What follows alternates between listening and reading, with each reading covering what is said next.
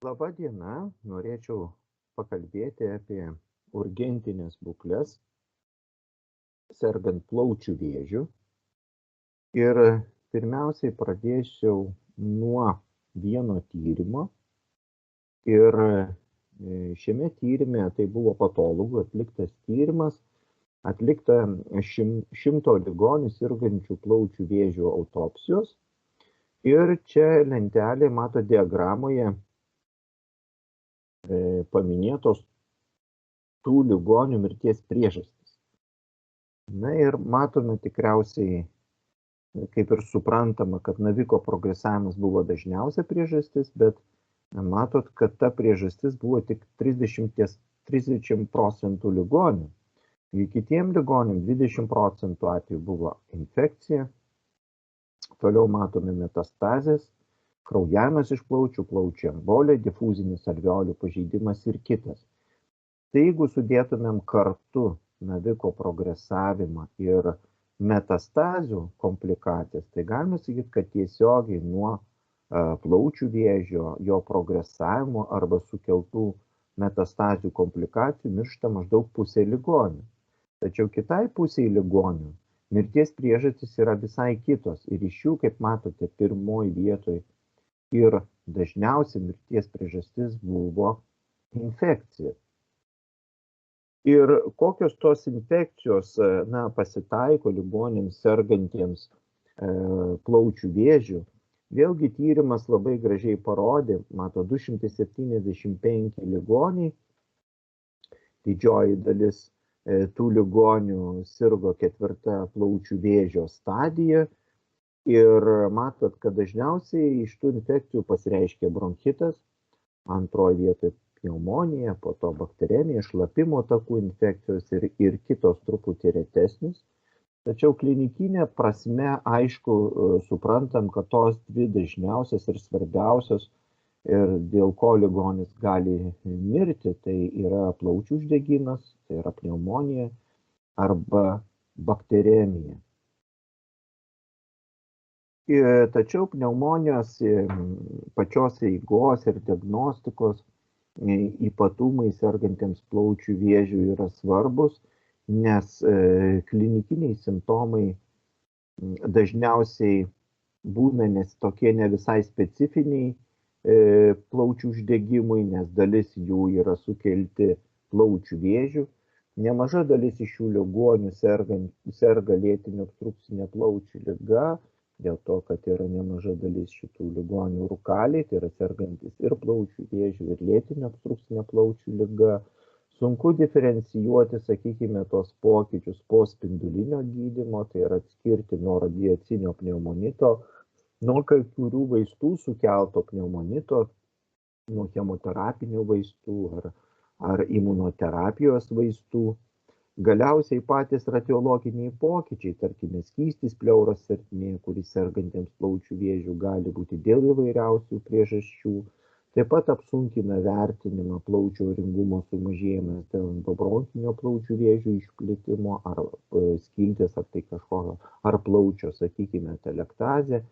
Taip pat sunkiau vertinti tos pokyčius po spindulinio gydymo arba taip anksčiau vadinamas bronchoalveolinės karcinomos, kai, sakykime, daugiau primena tokio matinio stiklo plitimo plotus. Taigi diagnostika nėra jau tokia paprasta ligoniams sergantiems plaučių vėžių ir dėl to galbūt tas plaučių uždegimas ne visada yra ir nustatomas. Kitas dalykas tai yra sukėlėjo, tai yra plaučių uždegimo sukėlėjo nustatymas ir koks būtų indikuotinas antibakterinis gydymas. Tai šiaip įprastais atvejais mes remiamės sukėlėjo nustatymus, tai yra kraujo pasėlio tyrimų, pleuros skysčio pasėlio tyrimų, jeigu skysčio pleuros ertmėje nėra, rečiau tai yra fibrobronchoskopijos, kaip protekcinės plaučių šepetėnės biopsijos atveju dažniausiai vis dėlto atliekamas bronchoalveolinis lavažas ar tai aspiratas iš bronchų ir bal skysčio ar tai aspirato pasėlis ir pagal tai galėtumėm spręsti apie sukėlėją. Bet vis dėlto pneumonijos gydymas, bent jau gydymo pati pradžia vis dėlto yra empirinė. Na ir tas pasirinkimas vaisto priklauso nuo keletos veiksnių. Pirmas dalykas, reikia atkreipti į kraujyje, kiek yra leukocitų. Koks yra leukocitų kiekis. Tai yra, jeigu leukocitų kiekis yra normalus, tuo pačiu ir neutrofilų kiekis yra normalus, tai yra neutropenijos nėra, tai prastai pradedame gydyti kaip ligonį sergantį įprastą visuomenėje įgytą pneumoniją. Jeigu ir tai reiškia nukreiptas visas gydymas yra streptokokas, hemofilus, influenza, tai stafilokokas aureus. Jeigu tai yra neutropenija, tai neužmiršti, kad antibakterinė terapija turi padengti ir gram neigiamus sukėlėjus. Jeigu ligonis yra po chemospindulinio gydymo, jam yra didesnė grybelinės infekcijos rizika.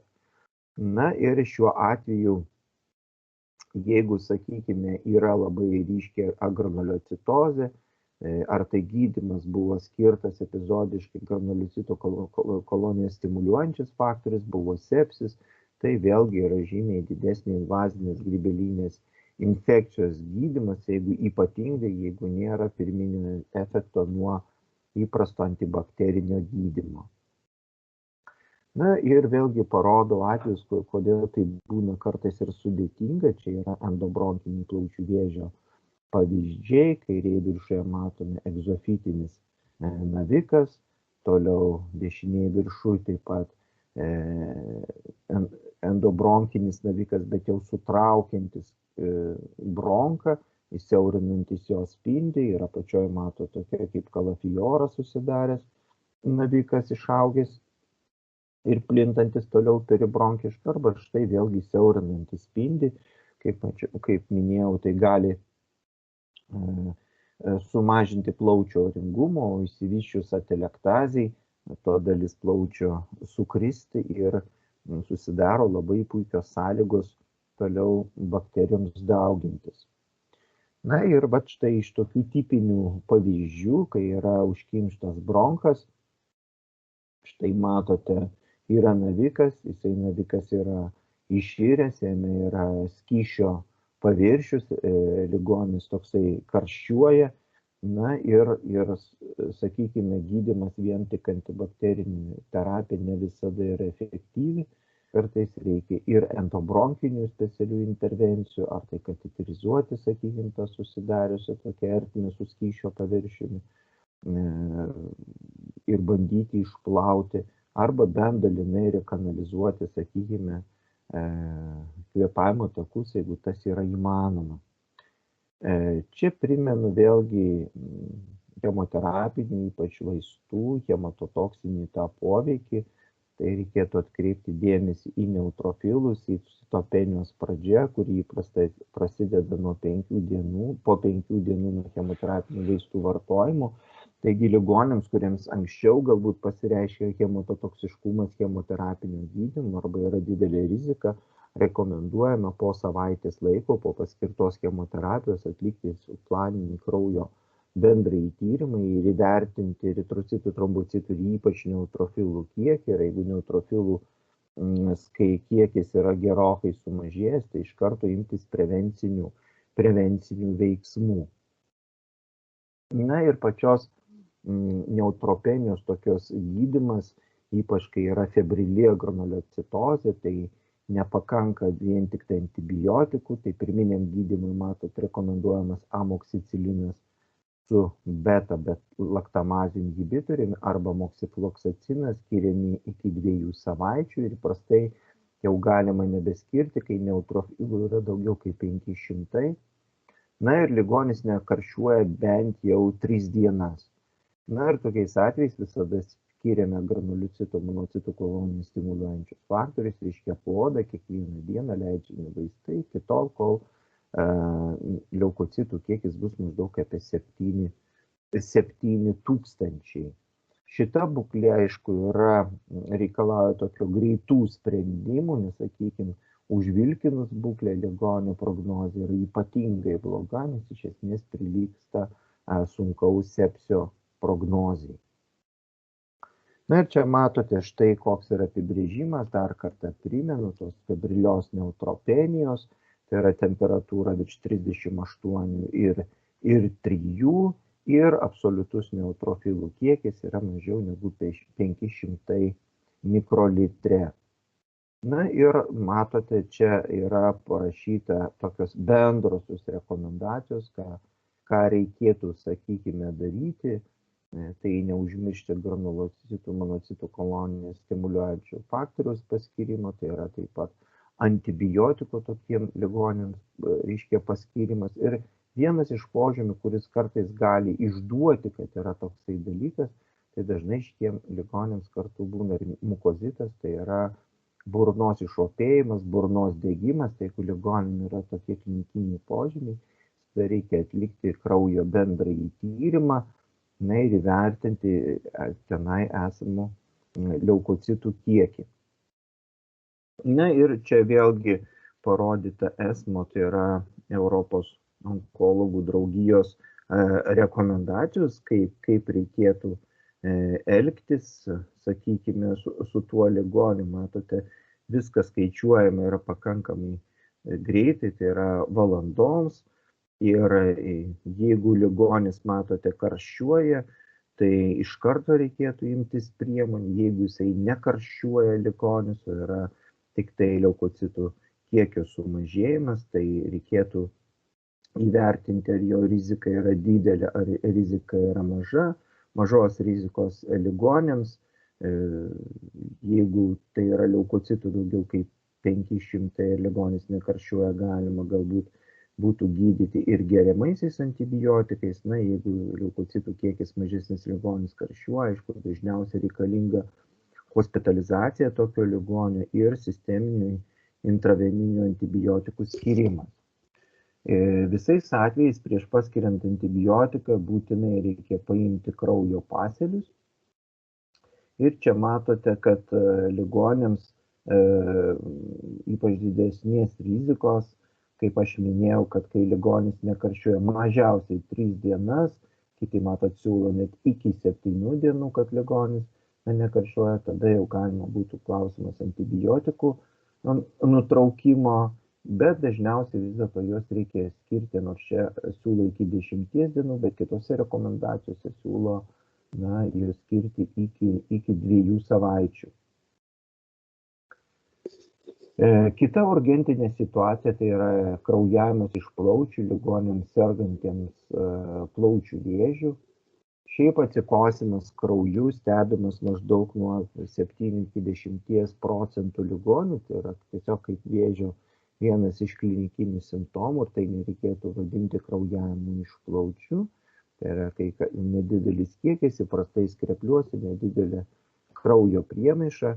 Na, o masyvus kraujavimas iš plaučių ištinka gan nedideliam ligonių atveju, maždaug apie 3% atveju, bet mirštamumas nuo jo yra labai didelis, nuo 60 iki 100%, todėl kad nesuteikus reikiamų greitos tokios pagalbos, dažniausiai ligonis miršta dėl asfiksijos, tai yra kvėpavimo takai užkemšami krauju ir žmogus uždūsta. Na, o gydymas sunkiais atvejais galėtų padėti selektyviai nuo broncho intubacijai. Jeigu nėra specializuotos pagalbos, tai bent šitoje vietoje galėtų padėti reanimatologai, skirti valdomą hipotenziją. Tai jeigu reanimacijų galimybė būtų, tai intraveninį nitratų lašinimas, taip sumažinant sisteminį kraujospūdį ir poveikis būtų ir kraujavimo mažinimui. Nesant tokios galimybės, bent jau nitroglicerinas po liežuviu.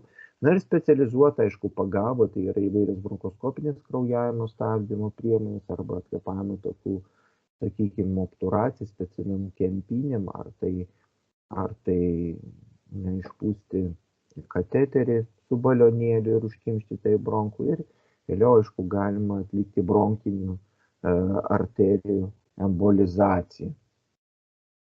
Na ir štai pavyzdžiai tokių ligonių masyvaus kraujavimo matome dešiniajame plautyje išplitęs navikas, jisai yra išyręs šalia stambiųjų visiškai kraujagyslių, ligonis pakliuvo į ligoninę dėl masyvaus kraujavimo, tai tokį vaizdą matot centrinėse dalyse irstantį naviką, na, tokiam ligoniui masyvaus kraujavimo rizika yra labai didelė ir kartais jinai gali ištikti ir namuose, tai tiesiog reikia kartais ir giminaičius įspėti, kad, na, toks dalykas dėja galimas, nes tas kraujavimas iš plaučių, na, labai išgąsdina artimuosius ir bent trumpai paaiškinti, kokia būtų tam ligoniui, na, pirmoji pagalba. Štai taip atrodo bronchinių arterijų embolizacija, prastai atlieka intervenciniai kardiologai, tiesiog embolizuoja bronchinės arterijas, štai matote kairėje kraujagyslių toksai tinklas ir dešinėje po embolizacijos jau procedūros to kraujagyslių jau nebesimato, taip užkemšamos kraujagyslės ir žmogus nustoja kraujuoti iš plaučių. Čia kitas yra pavyzdys ligonis, kuris atvyko į ligoninę dėl masyvaus kraujavimo iš plaučių. Tik šiuo atveju buvo kraujavimas ne iš bronchinių arterijų, bet iš arterija pulmonalis baseinų, kaip jeigu prisiminate, tai plaučiai turi dvigubą kraujotaką, tai yra iš bronchinių arterijų, kurios atsišakoja nuo aortos, ir iš plaučių arterijų, tai čia šiuo atveju buvo kraujavimas iš plaučių arterijų ir intervenciniai radiologai embolizavo vieną iš šakų dešiniosios plaučių arterijos, daugybė tokių spiralių, reiškia 33 matot spiralės embolizavo ir sustojo kraujavimas ir, na, tą ligonį mes vėliau galėjome gydyti ir ligonis, jeigu mato 2007 metais dar dalyvavo keliuose klinikiniuose tyrimuose, nes tai buvo 4 stadija su metastazėm kepenyse, ligonis yra gyvas iki šiol. Toliau kita tokia urgentinė situacija, tai plaučių arterijos trombinė embolija ligoniams sergantiems plaučių vėžių ir čia tiesiog šitame tyrime labai gražiai matome, tai dešiniai pirmiausia, kad rizika plaučių arterijos trombinės embolijos tiesiog yra susijusi su vėžio stadija ir didžiausia ta rizika yra ligoniams sergantiems 4 stadijos vėžių, tai matote apie 11%, 3 stadijos maždaug apie 5%, 2 stadija maždaug apie 4% ir mažiausia 1 stadijos vėžių. Taip pat priklauso ir nuo pirminio vėžio. Tai mažiausia, matote, iš jų yra sergantiems krūties vėžių, o didžiausia yra kasos vėžių, skrandžio vėžių, sakykime, na, plaučiai užima kažkokią, tai, sakykime, tarpinę padėtį, bet iš visų ligonių tai bus maždaug apie 5% ligoniams, kuriems plaučių vėžys komplikuojasi plaučių arterijos trombinė embolija. Ir yra 2 periodai, kuomet, na, ta rizika yra pati didžiausia. Tai yra pačioj lygos pradžioj, įprastai, kai skiriama yra chemoterapija ligoniniai, tai yra tas periodas yra toks pats pavojingiausias.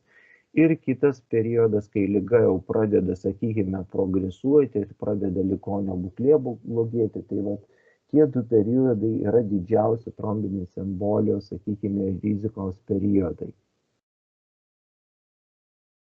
Na ir tiesiog čia noriu parodyti mūsų Santariškių ligoninės jau publikuotus duomenis, tai yra, ar galima įvertinti riziką ligoniui, sakykime, prieš chemoterapinį visą gydymą, štai jam bus plaučių arterijos trombinės embolijos konkrečiam ligoniui rizika ar nebus, sakykime.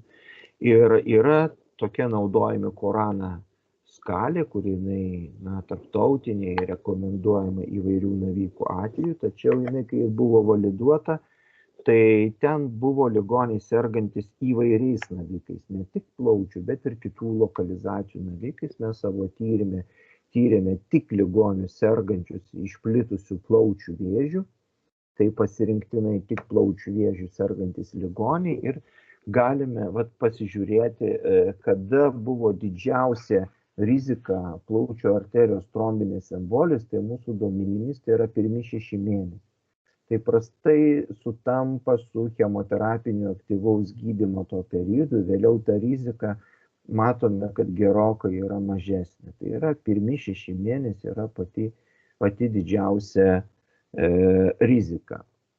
Toliau kitas dalykas iškyla toks kartais klausimas, ar reikalingi antikoaguliantai, jeigu atliekant kompiuterinę tomografiją dėl plaučių vėžio. Tiesiog atliekama dėl to su intraveniniu kontrastavimu, sakykime, vertinant chemoterapinio gydymo efektyvumą ir atsitiktinai yra nustatomi trombai plaučių arterijai. Tai šiuo atveju, bet žmogus kažkokių klinikinių požymių nejaučia, tai tokiu atveju galbūt ir nėra labai pavojinga situacija, tačiau jeigu tai žmogus, sakykime, jaučia kažkokią simptominę vadinamą plaučių arterijos trombinę emboliją, na, tai jau jo, sakykime, išgyvenamumas yra gerokai trumpesnis. Tai reikėtų atkreipti į tai dėmesį, jeigu yra simptomai būdingi plaučių arterijos trombinė embolija kažkokie tai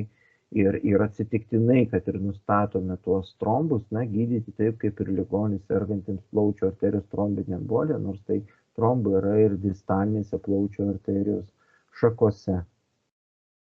Na ir vėl čia rodau tą vadinamą, korona vadinamą skalę, kuri matote čia rizikos kokie yra veiksniai, tai priklauso nuo pirminio naviko tipo, tai kalbant apie plaučių vėžį visada tai bus didelės rizikos pagal vėžį, toliau hematologiniai rizikos veiksniai, tai trombocitų kiekis, hemoglobinas, leukocitų kiekis, na, ir kūno masės indeksas. Matote, atrodo viskas labai paprasta, sumuojasi balų suma ir koks yra šansas. Tai jeigu mes 3 kriterijus bent kažkokius turime, tai matote, jau dažnis trombinės embolijos yra apie 7%.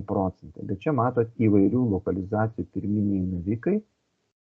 Ir vėl parodau mūsų duomenis, kai mes pasirinkome ne visus ligonius, o selektyvius ligonius, sergantis plaučių vėžių, išplitusių plaučių vėžių, kurios gydėme chemoterapija ir duomenys labai aiškiai parodė, kad vis dėlto pagal koronos skalę mes negalime prognozuoti nei tų ligonių, sakykime, išgyvenamumą, nei taip pat, kad ar atsiras, ar nebus plaučių arterijos trombinė embolija.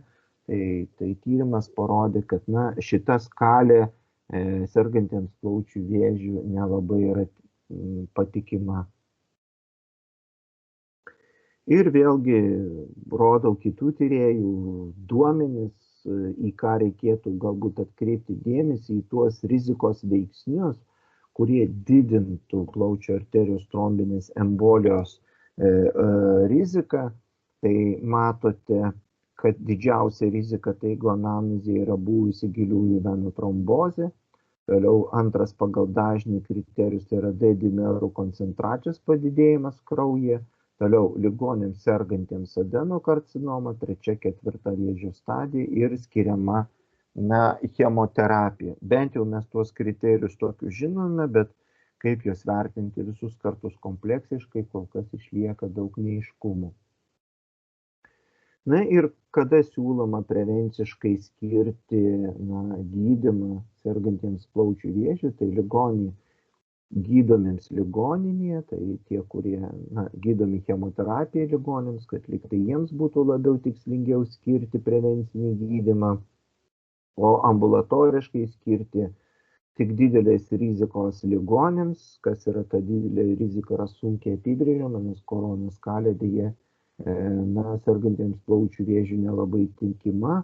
Ligoniams, kuriems numatomas operacinis gydymas, tai tikriausiai kaip ir visiems kitiems operuojamiems ligoniams ir ligoniams po persirgtos arba atsitiktinai nustatytos plaučių arterijos trombinės embolijos.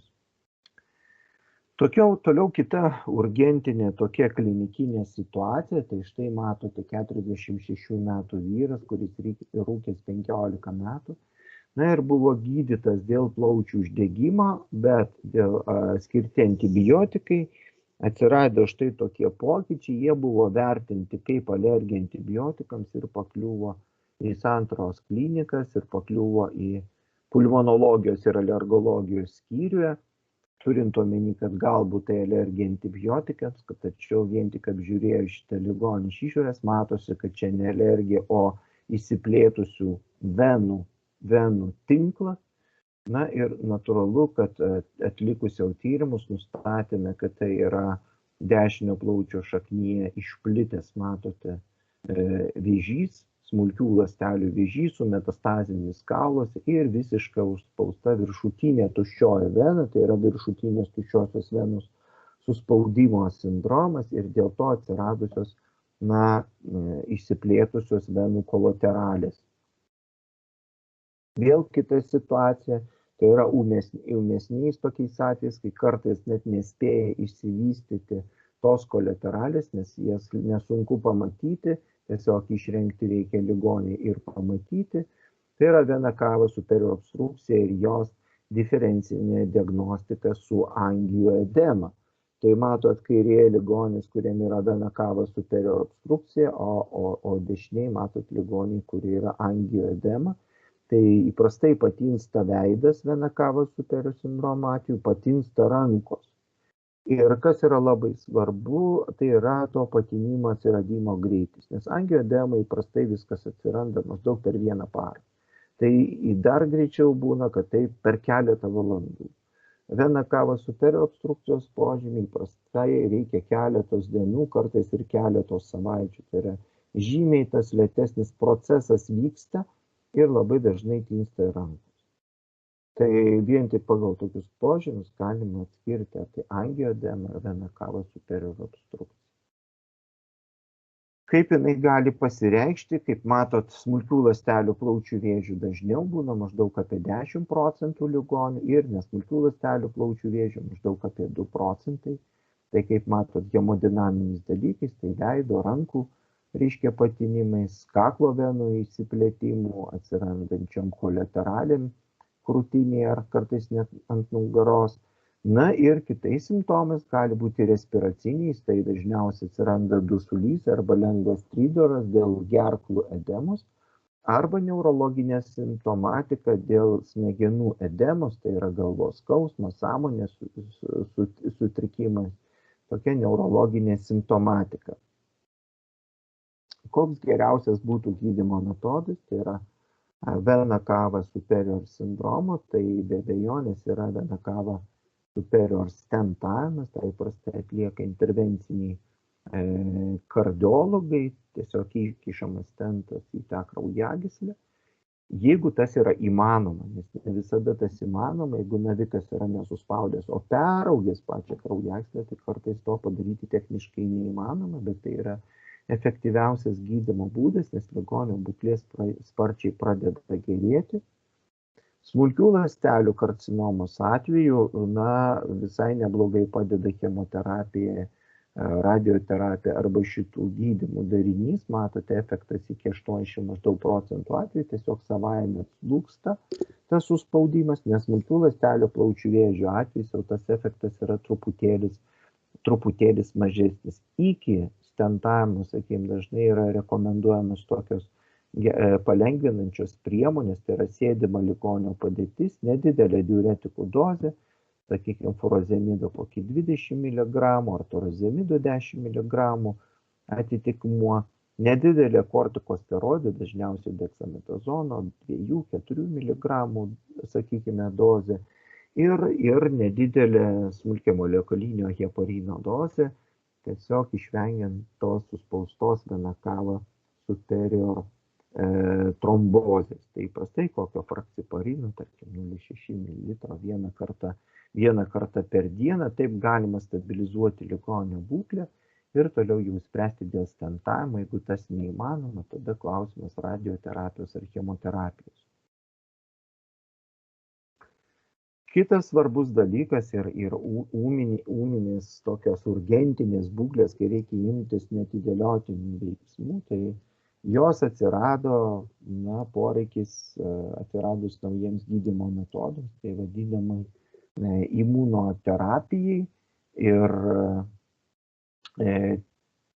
tos imunoterapijos vaistų poveikis gali būti labai įvairus, tai yra jų toksiškumas kitiems organams, bet urgentiniai situacijai mums svarbiausia kalba būtų apie toksiškumą plaučiams.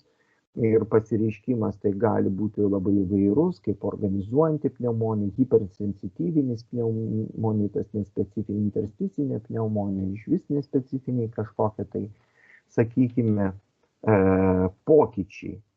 Ir kaip matote, šitame tyrime, kelių autorių palygintas tas pasireiškimas, jis matote, priklausomai matyti, su kokiais ligoniais yra susiduriama, bet tai organizuojančios pneumonijos, sakykime, vaizdas, tai yra matinio stiklo tokie pokyčiai, hipersensityvinio pneumonito vaizdas, nespecifinės, tai yra pasireiškimas gali būti įvairus, bet dažniausiai tai yra difuzinis, abiejose plaučiuose pažeidimas plaučių toksinis ir dažniau vis dėlto tas poveikis yra pirmo, antro laipsnio, bet daliai ligonių, matot, kai kuriuose tyrimuose net sakykime, 4-5 laipsnio sudarė iki 9%.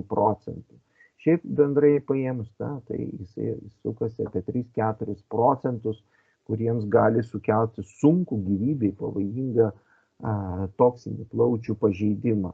Ir tokiais atvejais kaip reikėtų elgtis, kad jeigu tai yra imunoterapijos sukelti nesunkus pakitimai, tai įprastai nieko nereikia daryti, jeigu antro laipsnio, tai reikėtų laikinai sustabdyti gydymą ir skirti nedidelę kortikosteroidų dozę, po to galima atnaujinti gydymą, jeigu 3-4 laipsnio, įprastai nutraukiami vaistai, skiriami kortikosteroidai ir įprastai tas gydymas imunoterapinis neatnaujinamas yra.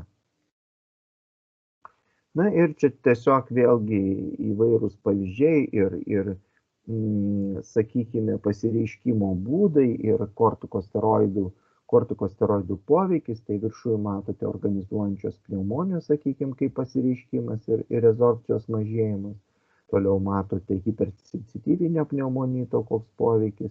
Ir kažkoks toks neapibrėžtas daugiau matinio stiklo štai poveikis, paskyrus kortikosteroidus. Ir čia matote ESMO rekomendacijos, kaip reikėtų, sakykime, elgtis tokiais ūminiais atvejais. Tik noriu priminti, kad 3-4 laipsnio, kai yra sunkus simptomais, įprastai ligoniai pasireiškiančius dusulių, dažnai tokie ligoniai ir karščiuoja, tikrai būklė gali būti labai sunki ir tai gali būti gyvybei pavojinga situacija. Ir ta diferencinė diagnostika tų pokyčių tikrai nėra lengva, nes tai ar tai imunoterapijos sukeltas nepageidamas poveikis, ar tai infekcija, ar paties, sakykime, neoproceso progresavimas, ne visada tokia jinai yra lengva, todėl reikia greitai atlikti tyrimus, laiku skirti gydymą, nes kitaip ligonį galima prarasti. Ir šiuo atveju, aišku, dažnai reikalingos intervencinės procedūros, dažniausiai apsiribojama bronchoskopija ar bronchoalveoliniu lavažu. Jeigu tai įmanoma, kartais reikalinga net ir plaučių biopsija, tų pokyčių plaučiuose diferenciniai diagnostikai.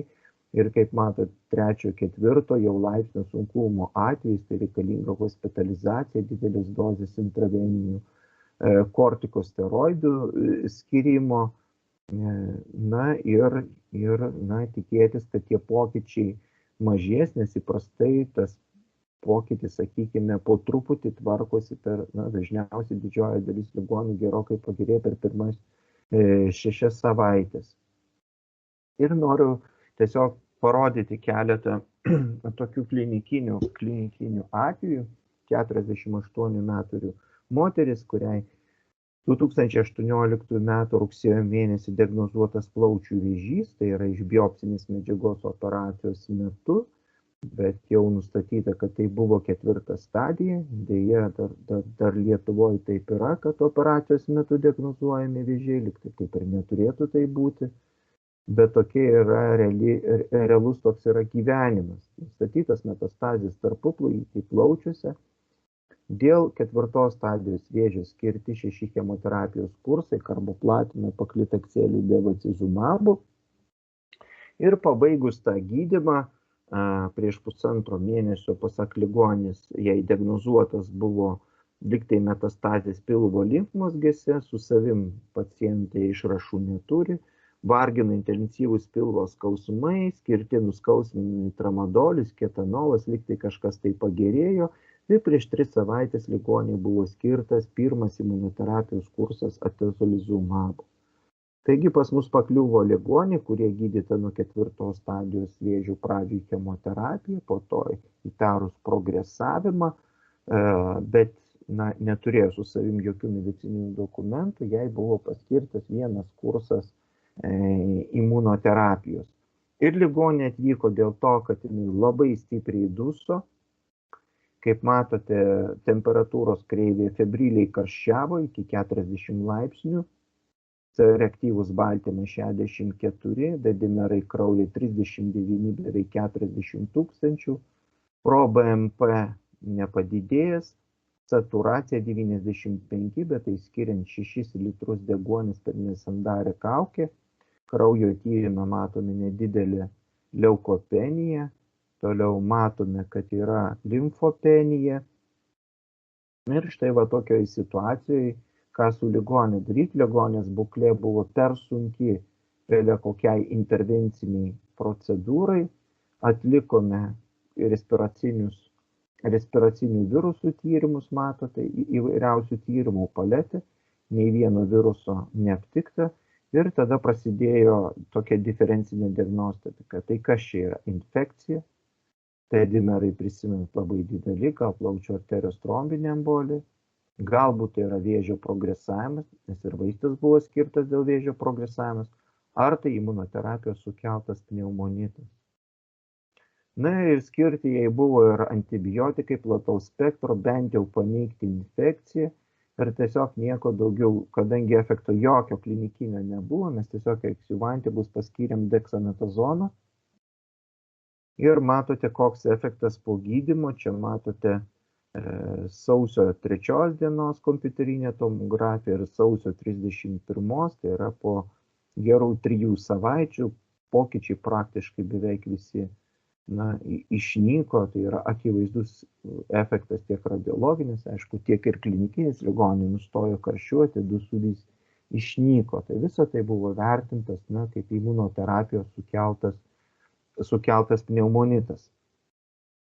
Kitas klinikinis atvejis, 80 metų vyras, kuriam 2017 gruodžio mėnesį diagnozuota kairiojo plaučio toks mišrus navikas, tai yra ir adenokarcinomos, ir plokščialąstelinės karcinomos derinys. Ligonis jau sirgo 4 stadija su tolimomis metastazėmis. Ligoniui pabaigti 4 chemoterapinio gydymo kursai cisplatina ir paklitakseliu. Ir praėjus praktiškai 2 metam nuo diagnozės pradžios, ligoniui radiologiškai ir histologiškai patvirtinas plaučių adenoplokščialąstelinės karcinomos progresavimas, įvertinus, kad jau ligoniui tuomet jau buvo 82 metai. Paskyrėme gydymą jam imunoterapiją atezolizumabu, pabaigėme 3 kursus ir po tų 3 kursų ligonis pajuto, kad jam sustiprėjo dusulys, ėmė sausai kosėti, ėmė subfebriliai karščiuoti. C-reaktyvus baltymas jau buvo 136, prokalcitoninas normalus, kraujo tyrime leukocitozės nėra, nedidelė limfopenija ir nieko daugiau tokio ypatingo. Štai matote krūtinės ląstos kompiuteriniai tomografijai, matote pokyčius ir tie pokyčiai labai, sakykime, akivaizdus, palyginant dinamiką, kad štai kokie pokyčiai yra kairiai ir dešiniai. Taip, matote, prieš tai kompiuterinės tomografija kairiai, dešiniai štai ligonis atvykus hospitalizacijos metu atsirado tokie infiltracinio matinio stiklo pokyčiai daugiau išreikšti dešiniajame plautyje. Ir aišku, vėlgi diferencijavom, kas tai infekcija, galbūt imunoterapijos sukelti poveikiai. Ir šio ligonio būklė gal nebuvo tokia labai sunki kliniškai, dėl to mes galėjome atlikti intervencinės procedūras ir buvo tik tai iš tų pokyčių plaučių audinio biopsija, kurie nustatė, kad yra ūmi fibrininė ir organizuojanti pneumonija. Na, kaip ir minėjau, kad organizuojančios pneumonijos vaizdu gali pasireikšti tos pokytis ir čia, na ir komentaras buvo pačių patologų, kad tie pokyčiai galimi ir imunoterapijos kaip nepageidaujamų poveikių sukelti. Mums svarbiausia, aišku, buvo, kad tai paneigti, kad tai nėra infekcijos plitimas, kad tai nėra paties naviko plitimas ir paskyrus dexametazono šitam ligoniui, štai matot bent rentgenogramuose, kokia buvo dinamika nuo kovo 29 kairėje, toliau balandžio 2 dieną ir toliau matote balandžio 15 dieną aiškiai teigiama klinikinė pokyčių dinamika. Ir apibendrinant, norėčiau pasakyti, kad štai imunoterapijos sukeltas pneumonitas būtų priskirtinas prie urgentinių tokių situacijų, tačiau turint omeny, kad atsiranda naujų vaistų derinių, tiek imunoterapijos ir chemoterapijos, matyt, tų nepageidaujamų poveikių spektras gali būti ir didesnis, ir dažnesnis, todėl reikėtų į juos atkreipti dėmesį, nes laiku nesuteikus ligoniui pagalbos, ligonis gali mirti dėl paties nepageidaujamo poveikio, o ne dėl paties naviko. Ačiū už dėmesį.